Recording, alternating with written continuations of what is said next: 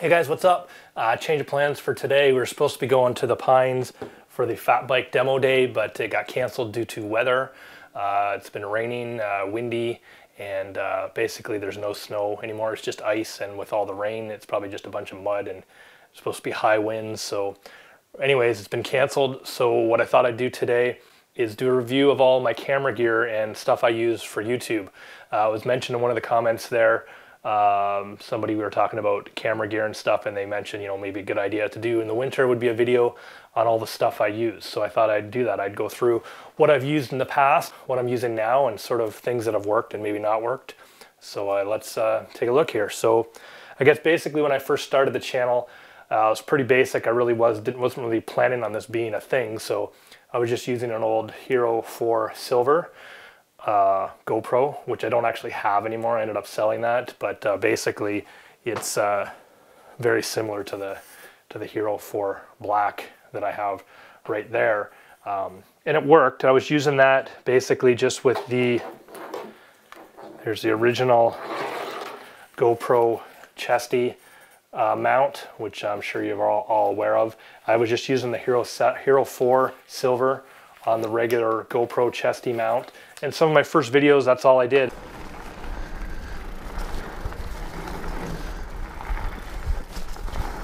And it was okay, no stabilization, a little bit hard to watch for extended periods of time. But again, this wasn't something that I thought was gonna be a real thing. And then I quickly started watching other people's videos and figured I needed to get some sort of a gimbal setup. So what I ended up getting to start was this gimbal here. You can see it there. This was a Remoview S1 gimbal. Basically the GoPro goes in this little cage here. And this little gimbal worked well. It doesn't get good reviews for mountain biking, but I don't know, I actually kind of liked it. You just basically have to move this mount around a little bit. If you look back in my history of videos, I do a little review on this gimbal, and I tell you how to move this mount back so it works better to mount on a chesty. And I actually liked this gimbal. It gave me pretty good footage. A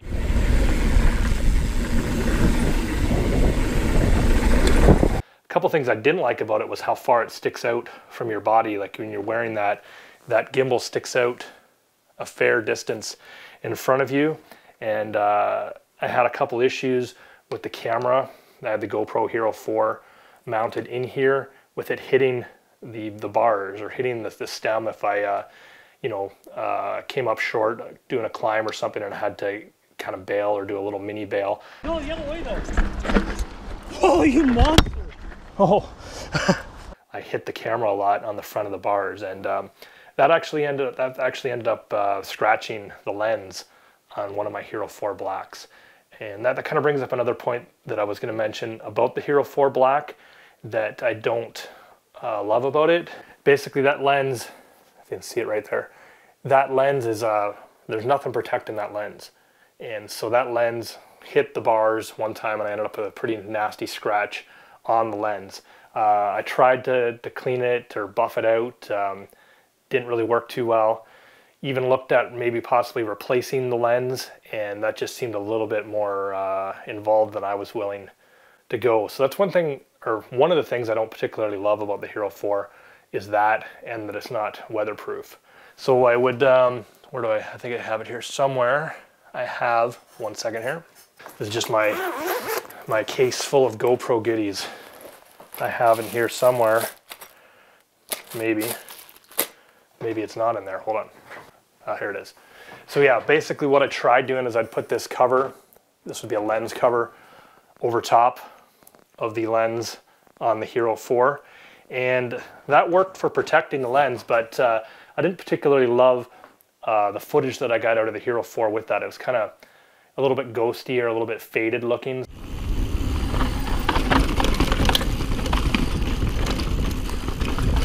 Wasn't a big fan of that. So again, that's kind of my two things I don't particularly love about the Hero 4. It's got great audio though, which a lot of people will mention in their videos of why they're still using the Hero 4, and I can agree with that. But again, the lens issue kind of freaks me out, damaging that lens.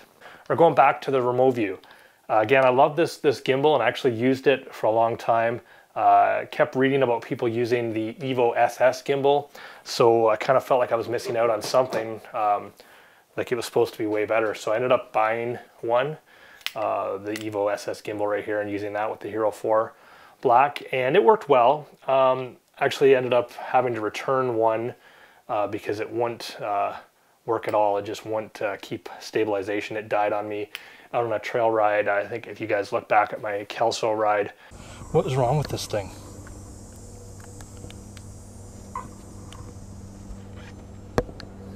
But Evo was good and they replaced it right away. But I just have some issues with these gimbals sometimes. I don't know, like I know BKXC has mentioned it as well. I'll sometimes get this weird noise.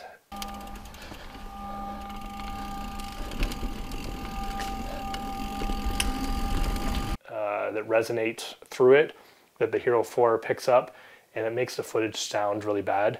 I've also had it just do weird funky things where it just won't maintain horizon, or it'll look off to the right or left. And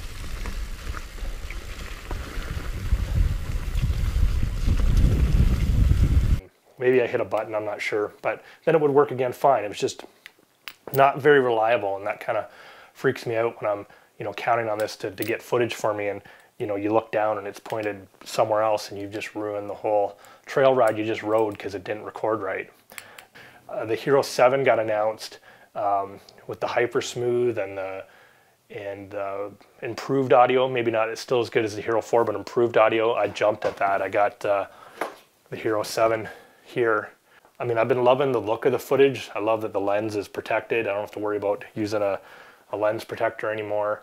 I get a little bit better battery life out of this than I do the Hero 4.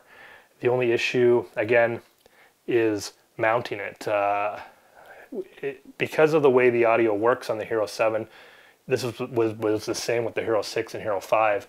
It would pick up gimbal noise. So I've tried that with the Evo SS, and yes, it does pick up substantial gimbal noise. So it's pretty much useless using the internal audio with the Evo SS.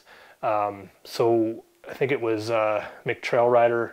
I saw a video of his, also a couple ones, Daily MTB, and what is it, Skills with Phil. They were mounting their Hero 7 to their chin mount of their full face.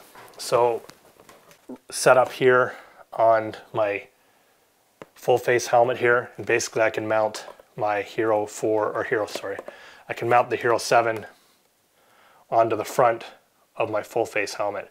And I really like the footage that this gives. It's a really neat perspective. It tends to show the steepness and the difficulty of the trail a little bit better than a gimbal, I find.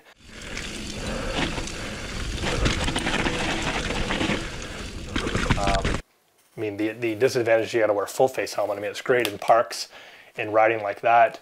I'm not 100% sure what I'm gonna do this year for regular trail riding. I mean, I might just go with a full face route. I mean, this does have the removable chin bar, so I might go that route and remove the chin bar for climbing and stuff like that, but use the GoPro mounted on the chin mount for the season, just because I really do like the look of the footage. I love the Hero 7 footage.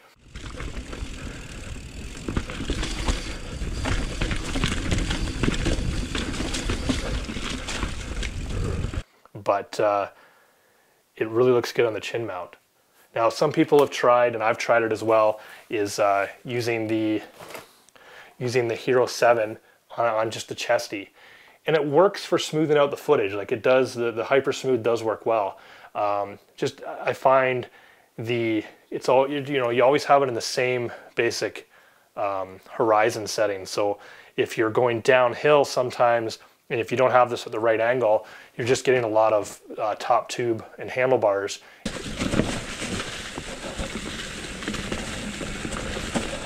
And not much of the trail. And I've had that happen in a few videos where I've tried just using the Hero 7 and the chesty without the gimbal. And it really, I think, isn't usable. Maybe for just street riding or something with not too much ups and downs, it might be fine, but I don't think that's gonna work for me this year. So either, unless there's another gimbal out there that I can use with this that won't pick up sound. I don't know, there's the the GoPro camera grip. I personally don't really want to spend any more money on gimbals. I bought this RemoView S1. Oh, sorry. So to get back to why I stopped using this RemoView S1 was basically because it took a dip in the water. Surprisingly, the GoPro Hero 4 that I was using at the time didn't die, but this did, and it just does not work. So that, I would really have loved to have tried this with the Hero 7, and I've even thought about maybe buying another one to try with the Hero 7, but I really don't want to waste the money if it doesn't work. So, if for RemoView, if you're listening and want to send me one to test drive with the Hero 7, I would, that'd be awesome. Because there's a couple things I do like about this thing, just while I have it in my hands here compared to the Evo SS. Just for one, batteries. This thing just basically self-contained batteries. You just pop that open and pop the batteries in. With the Evo SS, you kind of have to take the cover off. Hope you don't lose that screw while you're doing it. Takes 2 batteries. Whereas this just takes 1 battery, and it lasts about the same length, maybe a couple hours or so it lasts. So that's one thing I did like about it. And one thing on paper that I loved about it, although it didn't really work in real life, was this is waterproof, or supposed to be, maybe not waterproof, weatherproof, but it went in that river, and like I said, it hasn't worked since. So I'm not too sure how weather or waterproof it really is, but on paper, that's something that is nice about it. So maybe another couple things I can cover is chest mounts. This is another chest mount that I've used. This is the Stuntman chest mount. It's way more heavy duty than the GoPro one. It keeps everything a lot more stable on the chest. And until recently, this was kind of a really good, the only thing I would use. I would never use the original GoPro mount. It's just way too flimsy. But recently GoPro released an updated version of their chesty mount, which is, I have one right here, which is this one right here. Yeah, as you can see, it's way beefier. And what I like about this one as opposed to the Stuntman, for example, is it's nice and padded. It's got a nice big base on it, so it's nice and stable. And I just love this padding. It feels good. Whereas the Stuntman has kind of got that hard plastic feel. It doesn't really conform, at least to me, well. So sometimes it kind of digs in a little bit. Whereas this is nice and padded and super comfortable, and it's really secure. Like the whole thing just kind of clips into the side. Like that's a pretty beefy mount there. And I really recommend that chesty mount if you guys are, looking for a good chesty mount. So what else do we got here? Just some other accessories that I use that are kind of cool to have if you're doing mountain bike YouTube videos or vloggy style videos as well. I have this Canon M100 mirrorless camera that I use for video, for doing like stuff like product reviews or stuff out in the garage, install videos, stuff like that. Before I had this here, I used it was a Nikon, what was it, an A900, I believe. And it was a decent camera. It shot 4K, which was nice, but battery life on it kind of stunk. And it really had a tough time focusing sometimes, and there was no touch screen on it, so it was really hard sometimes to get it to focus where it was supposed to focus. So that was super frustrating about it. So I sold that and got this Canon M100. Now granted, this doesn't shoot 4K, but I find when it's got the nice flip-up screen on there, so it's super cool for doing sort of self vlogging videos and that sort of thing. But even with just the 1080p upscaled to 4K on YouTube seems to look decent enough. And speaking of that, just another little pro tip about YouTube. Convert your videos, if they're not already shot in 4K, convert them to 4K before uploading to YouTube. Most video editing softwares you can render out to 4K, and YouTube just handles the compression better on 4K footage than they do on 1080p. I saw a video, this was when I first started, or shortly on into my YouTube career, Mike Likes Trails YouTube channel. He mentioned this, that YouTube processes 4K video way better, used a different codec for it. And so I tried that, and it does, and I've done that ever since. And it really makes a huge difference. Like you upload 1080p footage to YouTube and it compresses the crap out of it. 4K, it does a much better job at. So even if you don't shoot in 4K, I upscale to 4K in your editing software before uploading to YouTube. So sorry, I'm just kind of rambling on here. I didn't really have a plan for this video exactly, just kind of going through all my gear. So I'm kind of all over the place, so I apologize for that. Just a couple other things I use, obviously. You guys have probably seen this mounted on my bike in some of my videos, the Hero 5 Session. This is just a neat little camera just because of how small it is, right? And self-contained, you can mount that anywhere on the bike and get some cool footage, some different angles. I use it on the handlebar mount sometimes to get a third-person view of myself riding. I'll also shove it in my backpack on a little tripod like this. This is just the Gorilla Pod, so I can prop this up on the trail, or try to wrap it around a tree or something to get some third-person video out on the trail. This is handy just to reach into my backpack, pull this out with the Session mounted to it, just to get some cool third-person video. So again, there's another little thing you can pick up, like a Gorilla tripod. And another little thing to use with a tripod like this is I have this here, and basically this mounts to the tripod and it's adjustable, and this works for mounting my iPhone. So I can use this to use my iPhone out on the trail if I don't have the Session, or I've used this in a pinch for other videos, like where that old Nikon camera I had died and I had to finish a video with my iPhone. This little mount works ideal to mount your iPhone. What other stuff do I got here? A selfie stick comes in handy as well to kind of get some third person or self perspective photo, or like selfie style video to hold the camera out in front of you. It just gives you a little bit of separation, or instead of trying to hold on to the GoPro, for example, in your hand. Especially the Hero 7 has a lot of handling noise, I find, if I'm trying to hold it in my hand. It picks up a lot of the handling noise. So a selfie stick for shooting that first person video or selfie video, super helpful. I guess you're probably asking, well, so okay, Tugi, so those are all your cameras you use. What are you actually filming this with? That's a good question. I'm actually just borrowing a camera from work. I do some video production stuff for work once in a while. So this is just a Sony 4K camcorder that we have with wireless mic, which is cool. But when I'm doing my other videos out in the garage, using the Canon M100, I do use this here. This is a Tascam. It's I can't remember the model number over here. It's DR10L. And basically it's a lavalier mic, if I can find the end of it. So it's just a basic, like a wireless mic, basically. But it's not actually wireless, because it doesn't actually send a signal anywhere. It's just self-contained recorder. So there's a micro SD card in here. It records the audio on there, and it works super great. And I just synced it up when I'm editing. And that's way better than the internal microphone on the camera, and highly recommended if you're doing videos with a camera that you can't plug an external microphone into, like the M100. This works awesome, this Tascam DR10L. Yeah, so I think that's basically it. I mean, obviously you're going to want to get a tripod for doing footage to keep it still.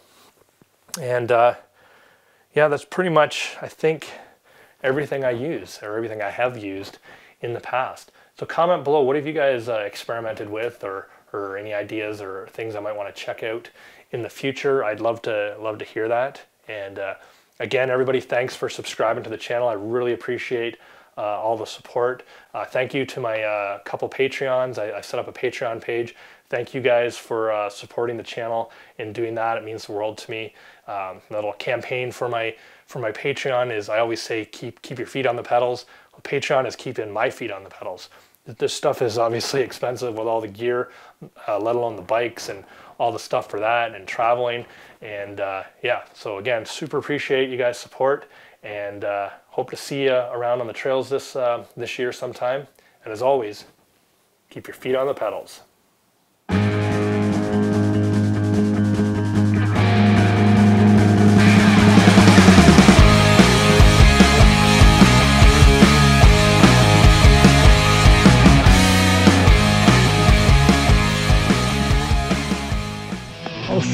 face, Toogie Howser.